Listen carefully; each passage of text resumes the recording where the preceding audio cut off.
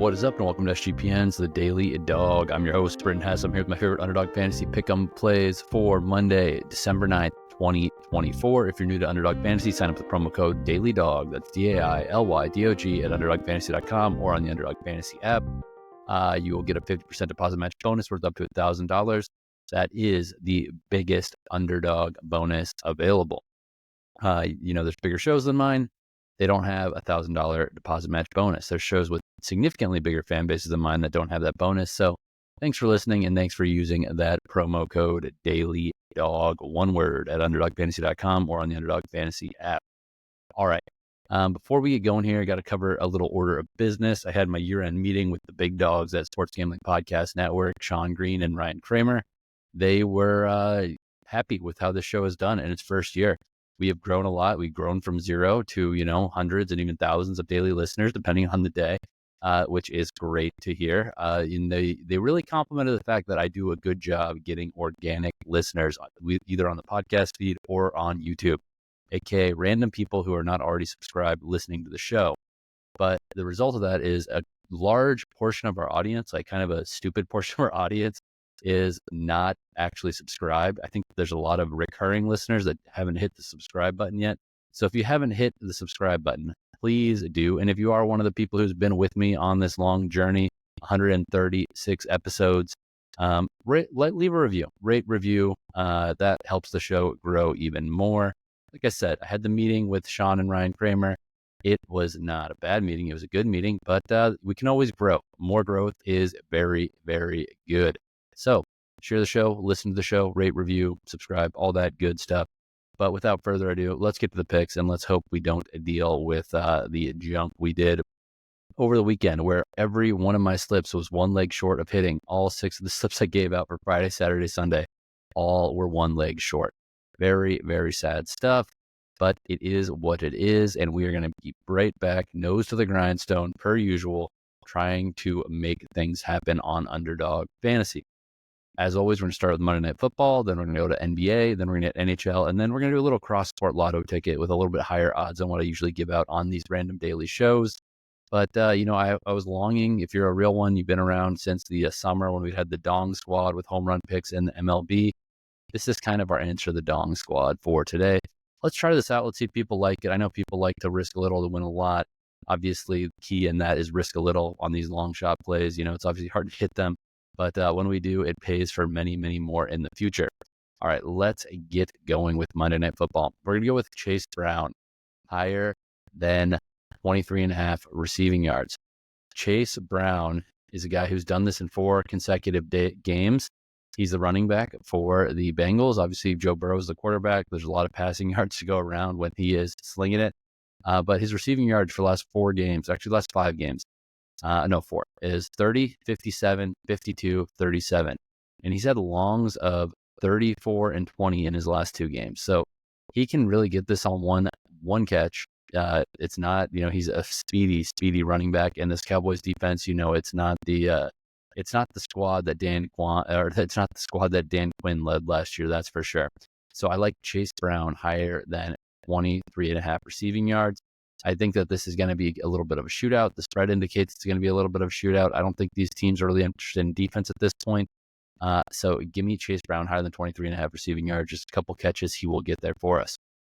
On the other side, we're going to go with CeeDee Lamb higher than 66.5 receiving yards. I don't know if you've noticed, but the passing game for the passing defense for the Bengals is about as bad as it gets in the National Football League in the year of our Lord 2024. CeeDee Lamb higher than 66.5 receiving yards. When Dak is the quarterback, this is at 90. Cooper Rush ain't Dak, that's for sure. But he knows to feed the man CeeDee Lamb. It's in his best interest. So give me CeeDee Lamb higher than 66.5 receiving yards. Speaking of Cooper Rush higher than 1.5 passing touchdowns. That's the last one. Again, I'm just attacking this defense for the Bengals as much as possible. Maybe Rico Dowdle goes off, but probably not. He really doesn't go off. Cooper Rush is going to have a chance to put up get paid numbers. Like literally, he's going to be able to pad his stats against this team. Literally everybody pads their stats against this Bengals team. So give me Cooper Rush higher than 1.5 passing touchdowns, CeeDee Lamb higher than 66.5 receiving yards, and Chase Brown higher than 23.5 receiving yards. 5.79x multiplier. All right. NBA, RJ Barrett, higher than 1.5 3-pointers made. By the way, we only have one game here. The Knicks are playing at the Raptors. The Knicks are 6.5-point road favorites, which is, whatever. The NBA, those spreads are fluid. In-game betting is probably better than pregame, but that's neither here nor there. RJ Barrett, higher than 1.5 3-pointers made is what I'm going with. RJ Barrett, he's shooting like high 30s in his last several games in the 3-point department. He shoots plenty of 3-pointers. I mean, he gets up into, the 5, 6, 7 attempts per in some games. And this one could be a shootout. He might be forced to shoot early. With RJ Barrett, he's one of those guys, if he makes his first 3-pointer, he's going to hit 2 or 3 more for sure. So let's hope RJ Barrett hits his first 3-pointer in this game. He's going to keep on shooting if he does get that one. Next, we're going to go Jalen Brunson, higher than 7.5 assists. Brunson is just a dog like that. He is the guy who makes everything go for this New York Knicks squad. Just in general, he had 10 assists in his last game on Saturday. He had 9 3 games ago against New Orleans. He's a guy that can hit this number no problem. And again, I think that there's going to be some points scored in this one. So give me Jalen Brunson higher than 7.5 assists here. And then I'm going to go Scottie Barnes higher than 7.5 assists, point guard for the Toronto Raptors. Scottie Barnes is also a guy that makes everything happen. He can score a little bit.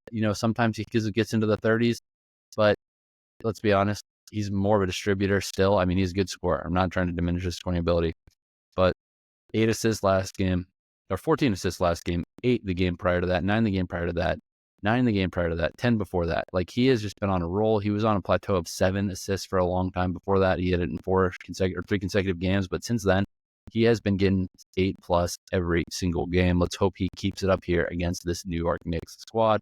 Hey, maybe he can get an assist, pass it out to RJ Barrett, or RJ Barrett hits those threes for us, and we keep on rolling along. All right, NHL. Only 3 games. They're kind of all crappy games, if we're going to be honest here. They're not really the most appealing, from like season-long expectations and postseason ability and all that stuff. But the Rangers have had an inconsistent run so far this year. But the Rangers are hosting the Blackhawks. This is a good spot for them to, quote-unquote, get right. Obviously, their goalie, Igor Shesterkin, has not had a very solid year compared to what we've seen in the past. But let's hope that their offense gets it done so Shesterkin doesn't have so much pressure. We're going to go with Artemi, Panarin higher than 1.5 points in this game. I think that the Rangers can score 4 goals in this game. I think Panarin can be involved in at least 2 of those goals, get a couple helpers, get a goal, get 2 goals. I don't even care. Get a hat trick. Just get it done. Panarin higher than 1.5 points in this one. All right, in the Red Wings at Sabres game, both these games are on long losing skids. I think 5 and 6 games per each team. They're in trouble, but who's not in trouble? Tage Thompson. Tage Thompson is a very good scorer. I'm going to take Tage Thompson higher than 1.5 or higher than half of a goal in this game against the Red Wings. He has scored a goal. He scored a goal in 2 of his last 3 games. He actually has 3 goals in his last 3 games. So he had a game with 1 goal, a game with 2 goals. I just don't think that the Red Wings are really slowing anyone down right now. The Red Wings have allowed, I want to say that they've allowed 2 or more goals in a lot of games, but those were against teams that aren't necessarily scoring a lot on the road. So let's get the Tage Thompson goal here. He's got 14 goals on the year. So I'll take that. I like our chances, and that's a little juicer. That gets our slip up a little higher. Last one, Ducks at Canadiens, 2 of the bottom dwellers, basement teams, maybe the more undervalued teams in the NHL. Hot take if you're betting NHL daily.